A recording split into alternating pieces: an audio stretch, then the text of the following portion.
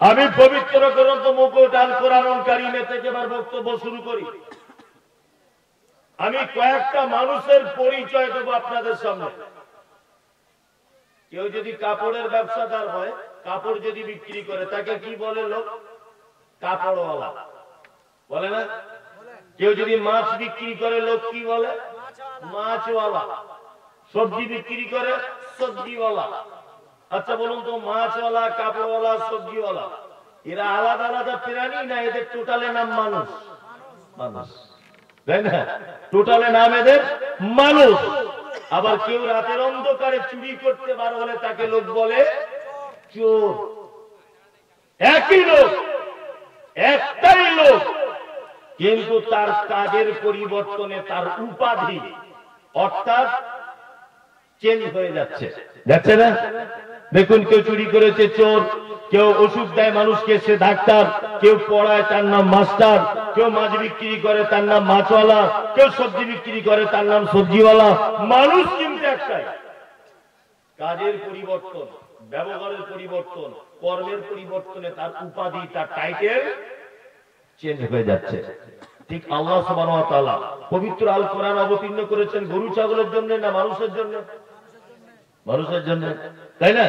এই মানুষকে আবার আল্লাহ সুবহানাহু ওয়া তাআলা পবিত্র আল কোরআনে অনেক নামে ডেকেছেন। বারবার তো বলতে পারছেন মানুষ মানুষ মানুষ, এটা তো বলতে পারছেন না। আল্লাহ এক জায়গাতে বলেছেন হুদাল লিন-নাস। এই কিতাবটা মানুষের হিদায়াতের জন্য। কার হিদায়াতের জন্য? মানুষের হিদায়াতের জন্য। এটা প্রথমে বললেন হুদাল লিন-নাস। নাস বলতে মানুষ, কিন্তু এই মানুষের কর্মের পরিবর্তনে এই মানুষকে আল্লাহ সুবহানাহু ওয়া তাআলা অনেক নাম দিয়ে ডেকেছেন। দেখেছেন না? দেখেছেন।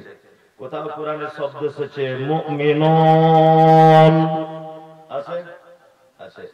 কোথাও বলেছে মুত্তাকিন, আছে আছে। আবার এই মানুষকেই আল্লাহ বলছেন মুনাফিকিন, আছে। মুশরিকুন, আছে আছে। শুধু কাজের পরিবর্তন। কেউ হয়ে গেল মুনাফিক, কেউ হয়ে গেল মুশরিক, কেউ হয়ে গেল মুমিন, কেউ হয়ে গেল সালেহ, কেউ হয়ে গেল মুত্তাকি, কেউ হয়ে গেল সৎকর্মশীল, তাই না? আমি কয়েকটা লোকের পরিচয় আপনাদের কাছে দেব। তার মধ্যে ভয়ঙ্কর ভয়ঙ্কর দুই চারটে লোকের আপনাদেরকে পরিচয় দেব। তারপরে আবার এই মানুষের কৃতকর্মের ফলে আরো ভালো কারা এর ভিতরে, তাদেরও পরিচয় দেব। আজকে বক্তব্যটা মানে একটু কঠিন কঠিন ব্যাপার হবে, কিছু মনে করিয়েন না, তবে কোরআন থেকে বলবো ইনশাআল্লাহ। এক, পবিত্র আল কোরআনে একটা শব্দ এসেছে, তার নাম মুনাফিকুন, আছে? মুনাফিক কাকে বলে জানা আছে? জানা নেই? বলে দিয়ে আপনি আমার দিকে বেরোন। দেখবেন কিছু কিছু চৌমাথা আছে। চৌমাথা বুঝেন তো? যেখান থেকে একটা রাস্তা বুনিয়াদপুর গেছে, একটা গেছে আপনার ওই শ্রীমন্তপুর, আর একটা গেছে ওই আপনার কলকাতা, আর একটা গেছে ওই আপনার বালুরঘাট, অথচ রাস্তা একটা, চারদিকে চারটে ভাগ হয়েছে। আরবিতে এই জায়গাটার নাম হচ্ছে নিফাক। কি নাম? নিফাক। নিফাক মানে একই জায়গা থেকে তিন চারদিকে রাস্তা যেদিকে বার হয়ে যায়, তার নাম নিফাক। মুনাফিক কে? মুনাফিক ওই লোক যার একটা মুখ থেকে একই কথা একই ব্যক্তির জন্য দু রকমের কথা বলে, এ হচ্ছে মুনাফিক। একটা মুখ থেকে একই লোকের জন্য দু রকমের কথা বলে, একে মুনাফিক। আমি স্টেজে যখন আছি তখন বলছে আসসালামু আলাইকুম। আপনার মতো ভালো লোক সত্যি দেখিনি। অনেক বক্তার সঙ্গে পরিচয় হয়েছে, স্টেজে বলেছে। আর প্যান্ডেল বাইরে ওইদিকে দাঁড়িয়ে গিয়ে বলছে চিনিস না মাল্টিভিটামিন, সঙ্গে সঙ্গে বলে দিল। মানে কি?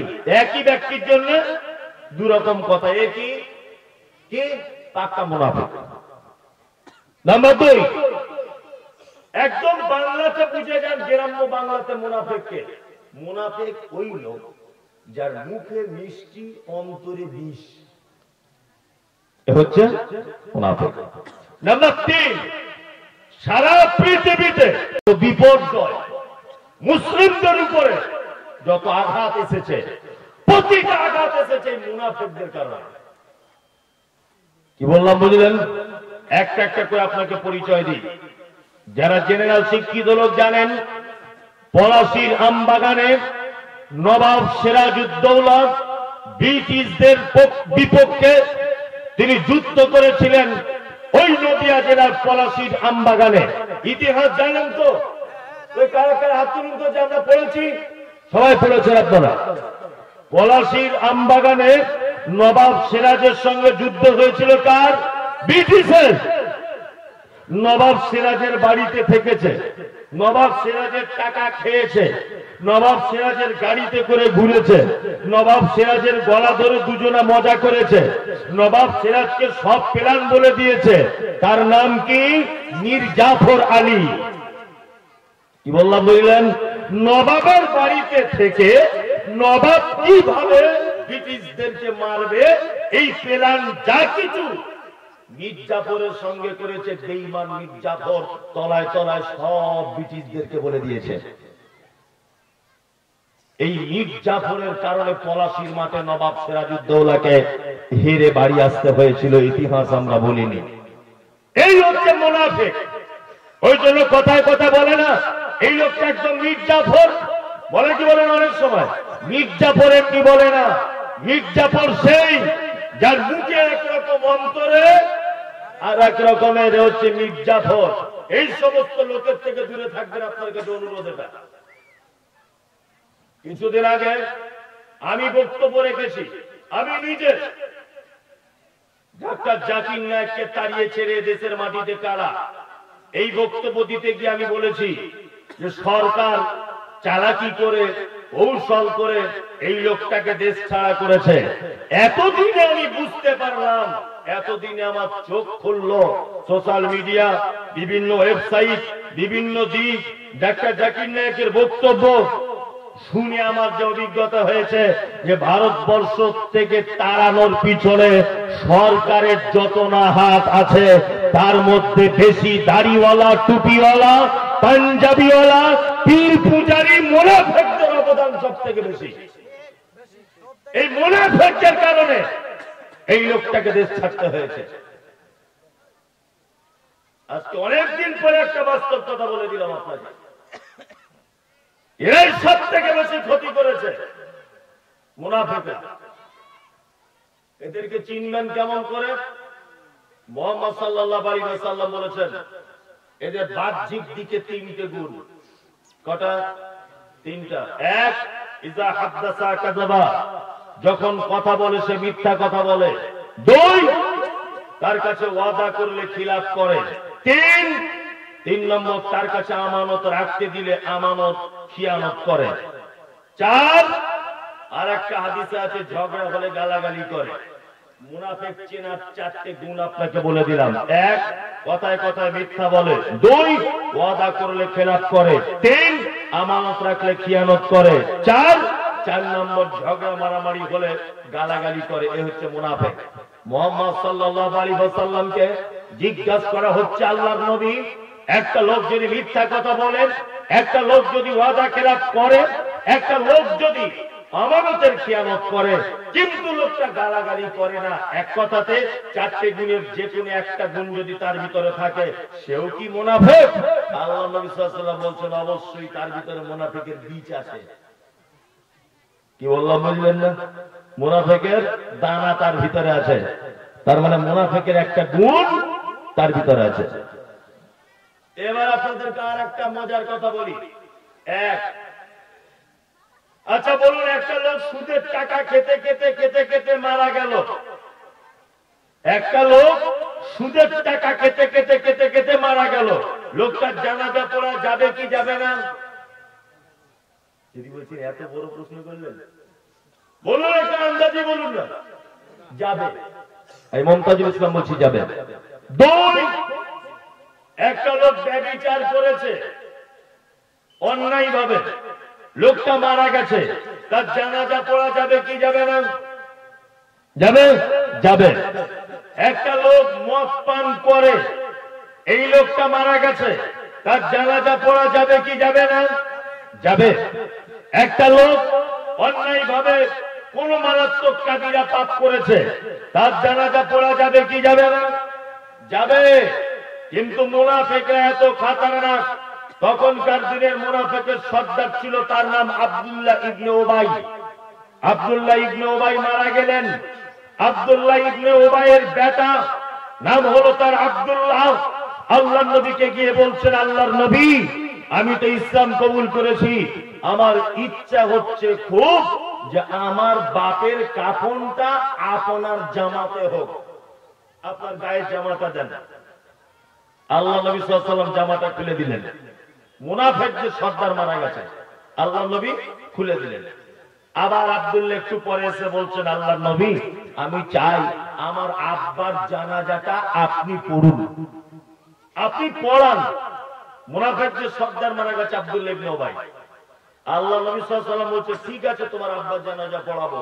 হযরত ওমর আল্লাহ রাসূল উঠছেন আর পিছন দিক দিয়ে জামাটা টেনে ধরে বলছে, আল্লাহর নবী, এটা কেমন ব্যাপার হলো? আব্দুল্লাহ ইবনে উবাই তো একজন পাক্কা বদমায়েশ মুনাফিক, সারা জীবন আপনার শত্রুগিরি করেছে, আর আপনি তার জানাজায় অংশগ্রহণ করবেন? আল্লাহ নবী সাল্লাল্লাহু আলাইহি ওয়াসাল্লাম বলছেন, আমাকে এখনো কোনো কিছু অর্ডার করা হয়নি যে পড়া যাবে কি যাবে না জানাজা। আল্লাহ নবী সাল্লাল্লাহু আলাইহি ওয়াসাল্লাম আব্দুল্লাহ ইবনে উবাইয়ের জানাজা পড়িয়ে দিলেন। হযরত ওমর তখন মনটা খুব খারাপ করলেন, ইস, আমি আল্লাহ নবীকে কেন মানা করতে গেলাম? আল্লাহর নবী তিনি তো সবথেকে বেশি জ্ঞান রাখেন, তিনি তো নিজেই জানাজা পড়লেন।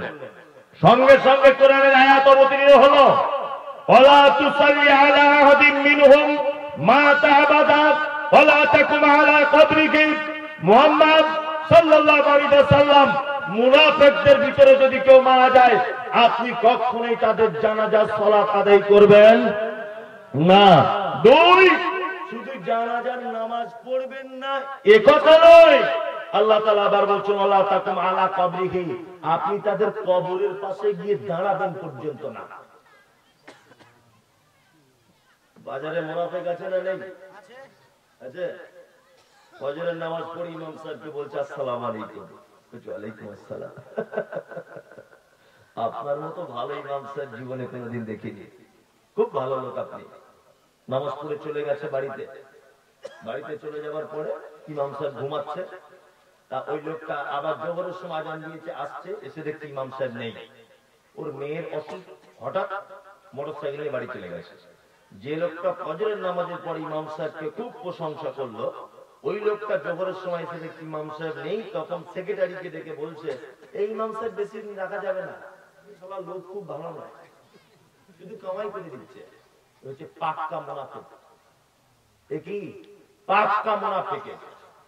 একই ব্যক্তির ব্যাপারে একই মুখে দুই রকমের কথা বলে। কি বললাম বুঝলেন? সমাজে এই সমস্ত মানুষ মারা গেলে তাদের জানাজা পড়া পর্যন্ত হারাম। মাথায় রাখবেন একটা কথা, পৃথিবীর সব থেকে বড় পাপ, পাপের নাম শিরক। কিন্তু কেউ যদি করে তার জানাজা পড়া যাবে। পৃথিবীর সব থেকে বড় পাপ সুদের টাকা খাওয়া, কিন্তু তার জানাজা পড়া যাবে। পৃথিবীর বড় পাপ অন্যায় ভাবে কাউকে হত্যা করা, কিন্তু তার জানাজা পড়া যাবে। পৃথিবীর সব থেকে বড় পাপ ফরজ নামাজ ছেড়ে দেওয়া, কিন্তু লোকটার জানাজা পড়া যেতে পারে, অসুবিধা কিছু নেই। পৃথিবীর বড় বড় পাপ, যে পাপগুলো করলে তার জানাজা হবে, তার জন্য দোয়া করা যাবে। কিন্তু আল্লাহ সুবহানাহু ওয়া তাআলা মুনাফিক যারা, তাদের ব্যাপারে বলতে গিয়ে বলছেন, ওয়ালা তুসাল্লি আলা আহাদিন মিনহুম মাত আবাদা ওয়ালা তাকুম আলা কবরিহি। মুহাম্মদ সাল্লাল্লাহু আলাইহি ওয়াসাল্লাম, মুনাফিকদের ভিতরে কেউ মারা গেলে আপনি তাদের সালাত আদায় করবেন না। দুই, নামাজ তো দূরের কথা, আপনি তাদের কবরের সাইডে পর্যন্ত দাঁড়াবেন না। কি বললাম বুঝলেন? এরা কত বড় খাতারনাক, তাহলে বুঝতে পারছেন। এই দেখুন আল্লাহ তাআলা মুহাম্মদ সাল্লাল্লাহু আলাইহি ওয়াসাল্লামকে আবার কত বড় হুঁশিয়ারি দিয়ে বলছেন। এক, আল্লাহ পবিত্র আল কোরআনে সূরা তাওবার 80 নম্বর আয়াত, ইস্তাগফির লাহুম আও লা তাস্তাগফির লাহুম, নবী আপনি তাদের জন্য ক্ষমা প্রার্থনা করেন আর নাই বা করেন, ইন তাস্তাগফির লাহুম 70 মাররাতান, আপনি যদি কোন মুনাফিকদের জন্য 70 বার যদি তওবা ক্ষমা যদি চান, কতবার? সুদখোর মারা গেল, তার জন্য দোয়া করা যাবে যে আল্লাহ আমার ভাইকে ক্ষমা করে দাও। গাঁজাখোর মারা গেল, তার জন্য দোয়া করা যাবে, আল্লাহ আমার ভাইকে ক্ষমা করে দাও। ব্যভিচার করে মারা গেছে, তার জন্য দোয়া করা যাবে, আল্লাহ তুমি আমার ভাইকে ক্ষমা করে দাও। কিন্তু আল্লাহ তাআলা নবীকে বলছেন ইস্তাগফির আও লা তাস্তাগফির, ইস্তাগফির লাকুম 70 মাররাতান। আপনি ক্ষমা প্রার্থনা করেন আর নাই বা করেন, যদি আপনি মুনাফিকদের জন্য 70 বার যদি ক্ষমা প্রার্থনা করেন, আমি আল্লাহ ফালাই ইয়াগফির আল্লাহ লাহুম, কখনোই মুনাফিকদের আমি ক্ষমা করব না। কি বললাম বুঝলেন? মুনাফিকদের ক্ষমা হবে না। তার মানে এরা পাপীদের জগতের সবথেকে হাই কোয়ালিটির পাপী, কিন্তু আমাদের বাজারে সবথেকে মুনাফিক বেশি। সিনেমা হলে যান, মুনাফিক নেই, আছে? নাই।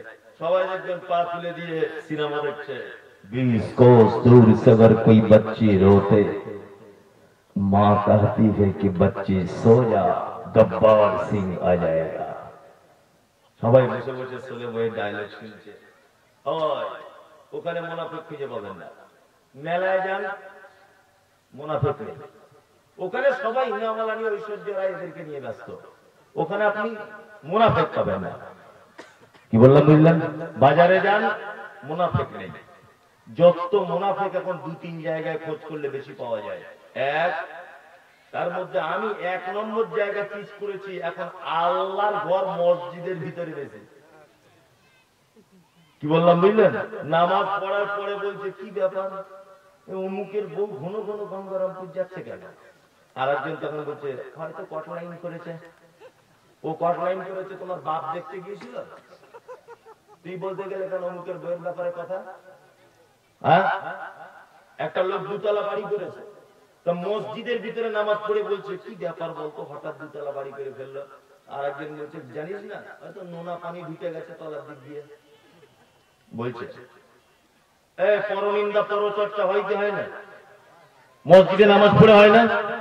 আরে এমনি আর বাড়িতে সুন্নত পড়া উত্তম বলা হয়েছে?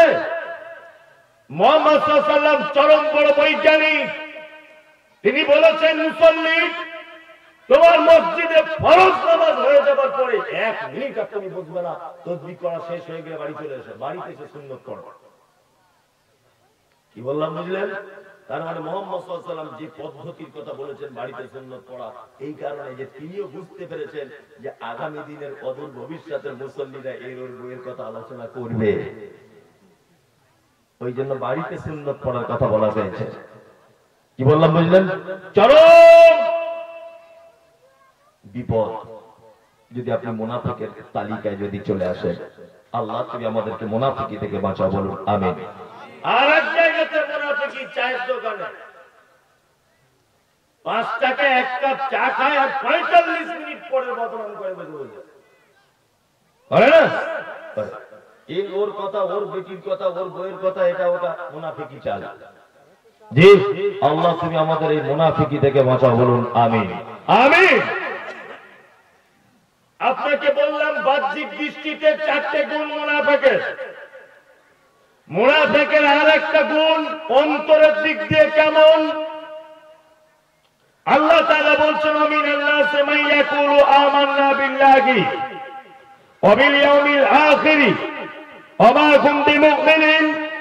মুনাফিকদের তার একটা দল, তারা মুখে বলে আমরা আল্লাহ রাসূলকে মানি, আল্লাহকে মানি, আখিরাতকে মানি, তারপরেও তাদের অন্তরে কিন্তু অন্য জনার জায়গা থাকে। আল্লাহ বলেছেন ওয়া মা হুম বিমুমিনিন, তারা একজনও মুমিন নয়, তারা সব মুনাফিক।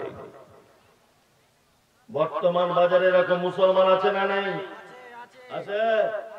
বলছে আশিকে রাসূল, কথা বলিও না, বলছে আশিকে রাসূল। আশিকে রাসূল মানে নবী প্রেমিক, বুঝলেন তো? নবী দিবস পালন করছে, বড় একটা পতাকা টেনে এক হাতে বিড়ি টানছে আর এক হাতে পতাকা নিয়ে বলছে ইয়া মুহাম্মদ ইয়া মুহাম্মদ। মনে মনে ভাবছি ফেরেশতারা কাঁচা কঞ্চি দিয়ে তোমার পাছার চামড়া তুলে দিবে। বিয়াদবি করার জায়গা পাও না? নবী দিবস দেখাতে এসেছো তুমি? কিছুদিন আগে নুপুর শর্মা নবীর ব্যাপারে কথা বলেছিল না? মুসলমানরা অনেক জায়গাতে রাস্তা অবরোধ করেছে, করেনি? করেছে। কত জায়গাতে ট্রেন পর্যন্ত ধরিয়ে দিয়েছে, আগুন লাগিয়ে দিয়েছে। এটা ভুল করেছে, অন্যায় করেছে। কেন আপনি কাজ করতে গেলেন, রাস্তা অবরোধ করতে গেলেন কেন? কোন ব্যাপারে কোন টাইমে রাস্তা অবরোধ করা চলবে না। পথচারীকে কষ্ট দেওয়া হারাম। আপনি ধৈর্য ধরুন, বিকল্প আইনি পদক্ষেপ নেন, কিন্তু রাস্তা অবরোধে আপনি কখনো সমর্থন করবেন না। যারা রাস্তা অবরোধ করেছে আল্লাহ নবীকে তারা ভালোবাসা বলি করেছে কি করেনি? করেছে। কৃষ্ণনগর থেকে আসছি আমি সেদিন মালদা প্রোগ্রাম করতে কালিয়াচকে, রাস্তা অবরোধ করে, ভালো করে বুঝবেন, সেই গাছের গুড়ির উপরে বসে বারমুন্ডা প্যান্ট পরে সিগারেট কাচার বলছে দেখি কোন শালা গাড়ি এখান থেকে নিয়ে যায়। আচ্ছা বলুন, এই যে নবীর ভালোবাসে, আপনার বিশ্বাস হয়? বারমুন্ডা প্যান্ট পরে সিগারেট টানছে, গুটকা খাচ্ছে, আর বলছে গাড়ি আমার বুকের উপর দিয়ে যাক। নবীর নামে কথা বলেছে নুপুর শর্মা, এত বড় সাহস তার। আমি মমতাজুল ইসলাম বলছি, তোমার ভালোবাসা 10 পয়সা দাম নেই। মৌখিক ভালোবেসে যদি নবীকে জান্নাত যাওয়া যেত, তাহলে পৃথিবীর সব থেকে দামি মানুষ মুহাম্মদ সাল্লাল্লাহু আলাইহি ওয়াসাল্লামের আপন চাচা নাম তার আবু তালিব সবার আগে জান্নাত চলে যেত। এখানে আলেম ওলামা আছে কি জানি না, মুহাম্মদ সাল্লাল্লাহু আলাইহি ওয়াসাল্লামের চাচা নাম হলো তার আবু তালিব। আবু তালিব মারা যাচ্ছে। ইসলামিক ইতিহাস আপনি প্রমাণ করতে পারবেন না যে কখনোই মুহাম্মদ সাল্লাল্লাহু আলাইহি ওয়াসাল্লামের বিরুদ্ধে চাচা আবু তালিব কথা বলেছে। বরং বেঈমান মুশরিকরা যখন নবীকে মারতে এসেছে, চাচা আবু তালিব প্রাচীরের মতো দাঁড়িয়ে গিয়ে বলেছে, আমার ভাতিজা তার ইসলাম কবুল করতে হয় করো, না করো, কিন্তু আমার ভাতিজা মুহাম্মদের গায়ে হাত দিতে পারে না আমি বেঁচে থাকা অবস্থাতে। চাচা মারা যাচ্ছেন, আল্লাহ নবী মাথার কাছে বসে বলছেন, চাচা একবার শুধু তুমি বলো লা ইলাহা ইল্লাল্লাহ, আমি কিয়ামতের দিন তোমার হয়ে আল্লাহর দরবারে সুপারিশ করব। চাচা ভাতিজার কথা চলছে, বেঈমান মুশরিকদের দল আবু জেহেল, আবু লাহাব, উতবা, সাইবা এক দল এসে বলছে, কি ব্যাপার আবু তালিব, সারা জীবন তুমি 360টা দেবদেবীর পূজা অর্চনা করলে, আজকে তুমি তোমার ভাতিজার কলেমা পড়ে মারা যাবে, এটা কেমন কথা? আল্লাহ সুবহানাহু ওয়া তাআলা মালাকুল মউতকে বলছেন, নবীর চাচার টাইম শেষ। নবীর চাচার টাইম শেষ। চাচা মারা গেলেন। নবীজি নিজের জবানে বলছেন, আমার চাচা, শুধু আমার চাচা বলে শাস্তি এতটুকু, আমার চাচাকে জাহান্নামের হালকা আযাব দেওয়া হবে, আগুনের দুটো জুতো পরিয়ে দেওয়া হবে, আগুনের জুতোর তাপে আমার চাচার মাথার মগজগুলো গলে গলে পায়ের দিকে এসে পড়বে।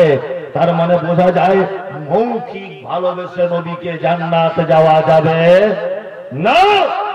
মুহাম্মদ সাল্লাল্লাহু আলাইহি ওয়াসাল্লামের আনিত দিন, অর্থাৎ মুহাম্মদ সাল্লাল্লাহু আলাইহি ওয়াসাল্লামের দিন, অর্থাৎ ইসলাম, অর্থাৎ হাদিস এবং কোরআন, এই দুটো জিনিস মানা ছাড়া জান্নাত যাওয়া যাবে না, অসম্ভব ব্যাপার। মাঝখানে আর একটা গোপন তথ্য আপনাকে বলে দিই, এর আগে অন্য কোন আলেম বলেছে কি বলতে পারবো না। এক, মুহাম্মদ সাল্লাল্লাহু আলাইহি ওয়াসাল্লামের আপন চাচা নাম তার কি? আবু তালিব। মারা যাওয়ার পরে তার সাজা কি হবে? দুটি আগুনের জুতো কি করা হবে? পরিয়ে দেওয়া হবে। তার তাপে তার মাথার মগজগুলো গলে গলে নিচের দিকে পড়ে যাবে। এটাই তো বললাম। হ্যাঁ, আচ্ছা বলুন তো, পায়ে জুতো পরানো হবে কেন? ওকে তো ডাইরেক্ট জাহান্নামে ভরে দিলেই হতো, হতো কি হতো না? আল্লাহু আকবার। শুনলে আপনি অবাক হবেন, হাতে পায়ে শরীরে চাচার জাহান্নামের আগুন স্পষ্ট করবে না, স্পর্শ করবে না। কারণ এই যে বাচ্চা বেলাতে নবীজিকে আমার কোলে করে নিয়ে বেরিয়েছেন, তাই পেটে আগুন লাগানো হবে না, হাঁটুতে আগুন দেওয়া হবে না, মাথাতে আগুন দেওয়া হবে না, কানে আগুন দেওয়া হবে না। এই কারণে যে আমাদের নবী মুহাম্মদ সাল্লাল্লাহু আলাইহি ওয়াসাল্লামকে শিশু অবস্থায় চাচা আবু তালেব কোলে করে নিয়ে ঘুরতেন। এই কারণে সাবসিডিটার এতটুকুই যে আমার নবীর অঙ্গ যে জায়গাগুলোতে লেগেছে সেই জায়গাগুলোতে আগুনে স্পর্শ করবে না, কিন্তু পায়ে ওই জন্য তার আগুনের জুতো পরিয়ে দেওয়া হবে।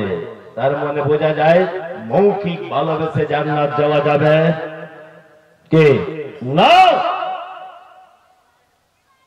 মুখে একরকম বলে কাজে আর এক রকমের করে। যারা বলেন যে মুহাম্মদ সাল্লাল্লাহু আলাইহি ওয়াসাল্লামকে সব থেকে আমরা ভালোবাসি, তারপরেও যারা পীর পূজাতে লিপ্ত, তারপরেও যারা ইজমা কিয়াস নিয়ে ব্যস্ত, তারপরেও যারা অমুক হুজুর বলেছে এই ফতোয়া নিয়ে ব্যস্ত, আমি দায়িত্বহীন ভাষাতে বলছি, তোমরা মুহাম্মদ সাল্লাল্লাহু আলাইহি ওয়াসাল্লামকে ভালোবাসো না, তোমরা মুহাম্মদ সাল্লাল্লাহু আলাইহি ওয়াসাল্লামকে অপমান করো। কারণ ভালোবাসার প্রকাশ হচ্ছে, বহির প্রকাশ হচ্ছে কি? প্রেম আর ভালোবাসার বহির প্রকাশ হচ্ছে এক অপরকে আনুগত্য করে চলা। কি বললাম বুঝলেন?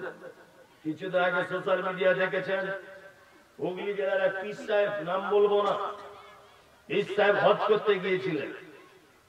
আর এইখানে তো ইয়া নবী সালাম আলাইকা বিশাল দরুদ করে। এটা তো বেদাত, শুধু বেদাত না, কিয়াম হচ্ছে পচা বেদাত, একদম পচা পচা বেদাত কিয়াম। এইখানে কিয়াম করে হুজুর, তাই এইখানে কিয়াম করে করে করে করে হুজুরের মন ভরল না। হুজুর মক্কাতে গেছে হজ করতে, ওখানে তো কিয়াম করলে পাছার চামড়া তুলে দিবে, ওখানে তো কোনো কিয়াম কিয়ামের সিস্টেম নাই, শুধু পাছার চামড়া তুলবে না, লবণও মাখিয়ে দিতে পারে যাতে বেশি জ্বালা করে। আর নিয়ে ওইখানে গেছে হজ করতে, হজ করতে গিয়ে দেখছি একটা রুম ভাড়া নিয়েছে বিশাল বড়। রুম ভাড়া নিয়ে তার ভিতরে বলছে ইয়া নবী সালাম আলাইকা। মক্কা মদিনায় লাখ লাখ লোক, কারণ বাইরে রাস্তাতে করো, তবেই তো বলবো তুমি পীর। দেখো তোমায় কি করে। তার মানে এটা ইসলামের পদ্ধতি নয়। যে কাজ লুকিয়ে করে সে কাজ পাপ, এটা মাথায় রাখবেন। কি বললাম বুঝলেন? ইসলামে যে কাজ লুকিয়ে করা হয় সেটা পাপ। বিড়ি, বিড়ি, আচ্ছা বলুন তো এটা জায়েজ না না জায়েজ? না জায়েজ। আমি মমতাজুল ইসলাম, আমার খুব ইচ্ছে হচ্ছে একটা বিড়ি খাবো, সবার সামনে খেতে পারবো, লুকিয়ে খেতে পারবো, তার মানে এটা পাপ, তাই না? আচ্ছা, কোনো মেয়ের হাত ধরা, রাস্তা দিয়ে চলছিল, হাত ধরে একটু টানবো, তাকে জড়িয়ে ধরবো, এটা পাপ? পাপ তো পাপ। আচ্ছা, এই জলসাতে যদি আমার এটা ইচ্ছা হয় মনে মনে যে রাস্তায় একটা মেয়েকে জপতে ধরে যাবো, আচ্ছা বলুন তো সবার সামনে আমি ধরতে পারবো না, তার মানে এটা পাপ। ভালো করে বুঝবেন। এক কথায় বোঝা যায় যে কাজ লুকিয়ে করতে হয়, সবার সামনে লজ্জা লাগে, সেটা পাপ। কি বললাম বুঝলেন? কিয়াম সবার সামনে যদি করা যায় তাহলে এটা কেন লজ্জা হবে? তুমি লুকিয়ে কেন করছো? নিশ্চয়ই এটা পাপ। এই জন্য তুমি প্রকাশ্য করতে পারছো না। ইসলামের কোন নিয়ম নীতি আছে যেটা ঘরের তালা দিয়ে করতে হয়? নাই। তুমি ঘরের তালা দিয়ে করছো মানে এটা পাপ, বুঝে নিতে হবে। এটা বিনীত অনুরোধ, এই মুনাফিকি আলেমদের থেকে, হুজুরদের থেকে দূরে থাকবেন। যারা মুখে এক রকমের বলে আর অন্তরে বড় হুজুরের ভাষা করে বসে থাকে, কি আর এক মুনাফিক। কি বললাম বুঝলেন? আল্লাহ এদের থেকে তুমি আমাদেরকে বাঁচাও, বলুন আমিন। আমিন। একটা লোকের পরিচয় দিলাম, তার নাম মুনাফিক।